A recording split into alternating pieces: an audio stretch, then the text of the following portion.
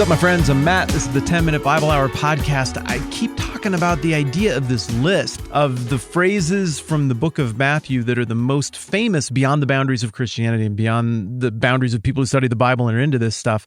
Because there's a bunch of language in the book of Matthew that has leaked out into the larger world. And I think the passage we've been looking at for the last few days here, Matthew 19 specifically, verse 24, has got to be in the top 10, right? But you know the one I'm talking about. It's Jesus talking to his disciples after the rich young ruler he was talking to decides not to sell all of his stuff and give it to the poor, and he walks away sad, and then Jesus says, I tell you the truth, it's hard for a rich man to enter the kingdom of heaven. This is the part I think is real famous right here. Again, I tell you, it is easier for a camel to go through the eye of a needle than for a rich man to enter the kingdom of God.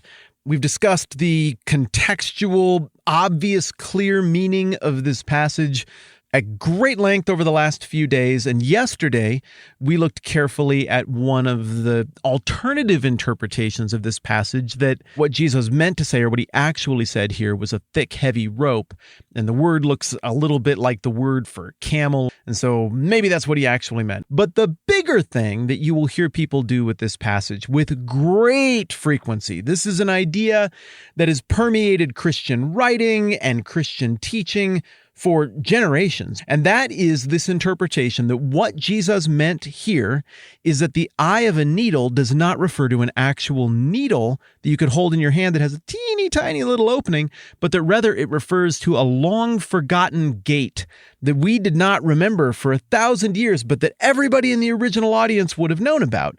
And so when you and I do this exercise where we go through a book of the Bible like Matthew, and I'm like, all right, well, here's some historical data that might help us understand the passage. And when I say things like everybody in the original audience would have known this saying, they would have known this phrase, they would have known who the Emperor Augustus was, for example, I try to only say that when I'm sure I'm not exaggerating. But something like this, does the idea of a hypothetical gate that maybe existed that we don't have any record of, does it rise to that same level of saying with certainty, the original audience would have taken it this way and they would have known exactly what he meant and they would have known the gate, they would have all walked through that gate at some point? I don't think so. So let me break down a little bit the way this thing works. The idea here with this eye of the needle gate interpretation is that there was some teeny tiny little gate that, to look at pictures of it as it's portrayed now, I don't see how you could ever get a camel or any beast of burden through there with stuff on it or otherwise. But the way the story goes is that there was this gate and it was really tiny so that a whole invading army couldn't cram in there at once. They'd have to go one at a time, and then presumably the people on the inside of the walls could just stab them with the spear. And you probably only have to stab like 3 or 4 of them. It would clog up the gate, and it would be a big mess with bodies and stuff. And they couldn't invade anymore because now the gate's full of dead people. But if you were there in peaceful times and you had like camel or something, that camel would have to hunch down real low on its little knobby knee elbow things, and you have to take all of the camel saddle off and the bags and everything, and then the camel could kind of wiggle through there real awkwardly, which I guess maybe you can train camels to do. I don't know a ton about how camels work. It seems kind of dumb because there are a lot of other gates that are bigger that would be more convenient, but that's the way the story goes. And my understanding is that the earliest even hints of this that we see date back to maybe the late 1400s, so just a little bit before the Protestant Reformation. Yesterday, as you and I were looking at the very mild linguistic controversy surrounding this passage and the use of the Greek word kamelon, we were able to look at this thing together and say, all right, well, how much does it actually change the meaning of the passage if you're trying to cram a big, gigantic, heavy rope like the one that you climbed up in gym class through a tiny eye of a needle, or a whole big, gigantic, sweaty, gross, knobby-kneed camel through the eye of a needle? Like, either way, it's not getting through there. And so the point pretty much holds. How much does it change the meaning if Jesus is saying, look, you'd have to cram a camel through the literal eye of a needle like that you would sew with, you would have to do that, versus if Jesus meant, well, you would have to stoop down real low and get rid of a bunch of your stuff to get through this hole in the wall to get to the other side. Well, I think it changes it quite a bit. Here, Jesus is making a pretty exclusive comment. Like, look, your world kingdom stuff, it just won't work. That currency is no currency in the kingdom. Whereas in this eye of the needle gate interpretation, yeah, there's still some of that idea of unburdening yourself, of having to get rid of all of those trappings and everything else. But then ultimately you're able to get down small enough to kind of weasel your way in there and get through. The metaphor does change a little bit from the emphasis being on the work of God, just indiscriminately and without any qualification making a new family of faith, not by any merit of the people he's making this family of faith out of.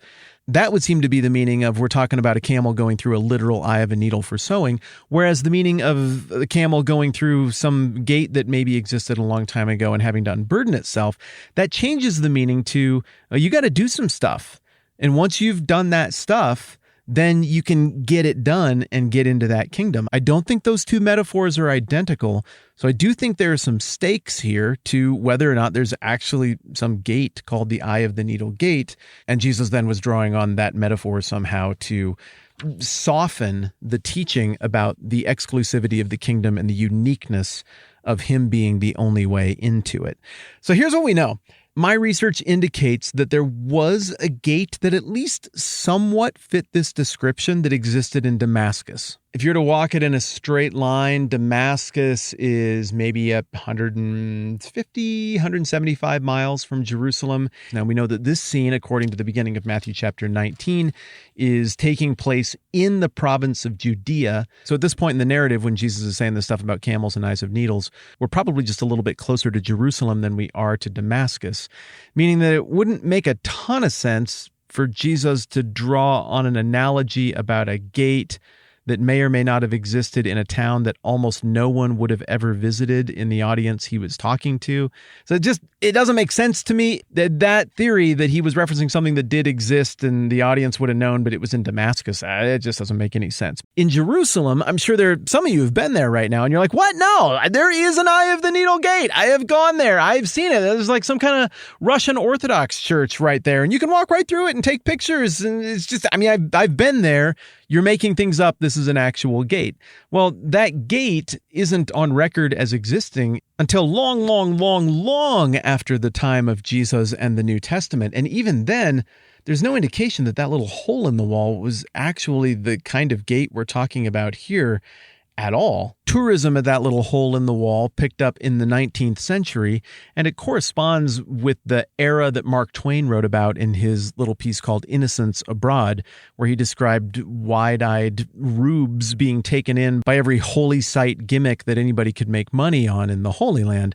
And this, to me, looks like that kind of a situation. The historical tradition associated with the thing that gets called the Eye of the Needle Gate when you go to Jerusalem right now is anything but strong. So I guess what I'm saying is this. Yes, we have some little recent fragments of history that point to things that look like an Eye of the Needle gate or an Eye of the Needle door. What we don't have is any meaningful historical tradition. Nothing points to this in the distant past in any kind of way that would cause us to believe that Jesus meant anything more than hyperbole by this statement. A camel, it ain't going through the eye of the needle. It's just not going to work. It doesn't matter if it takes off its bags. It doesn't matter if it gets really, really humble and it's really, really sorry that it was a bad camel. That ultimately isn't going to get it done. It would take a supernatural work to make that camel fit through that eye of the needle, and only God has the keys to that kind of stuff.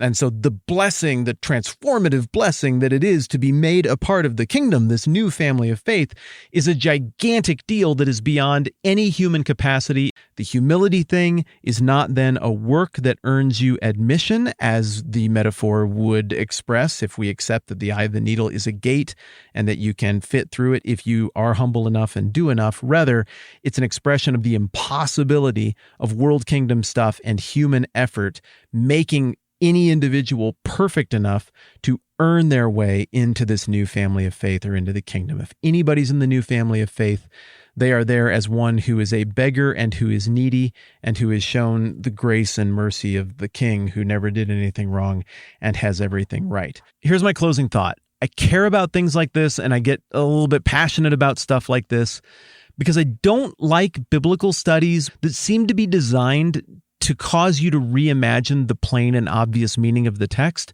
and that seem to be designed to point out how smart the person is who's talking. You are competent. You can handle this text.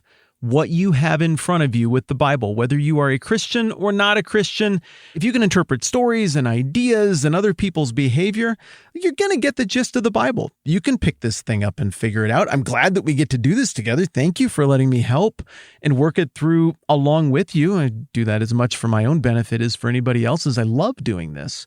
But I don't ever want to give the impression that this is for people who went to school for it and have really dedicated their time and a lot of energy. No, you're smart, you're competent, you can think about these things. And when I see some of these linguistic gimmicks or these historical context gimmicks, I just don't like that very much. So what I want to do here is think about the raw materials of the text that are in plain sight in front of you and in front of me, and acknowledge those places where maybe there's a little bit of controversy in order to cut through it, to empower you to think about the thing and do with it what you need to. Thank you for indulging my little rant on the way out the door. I'm Matt. This is the 10-Minute Bible Hour podcast. Let's do this again soon.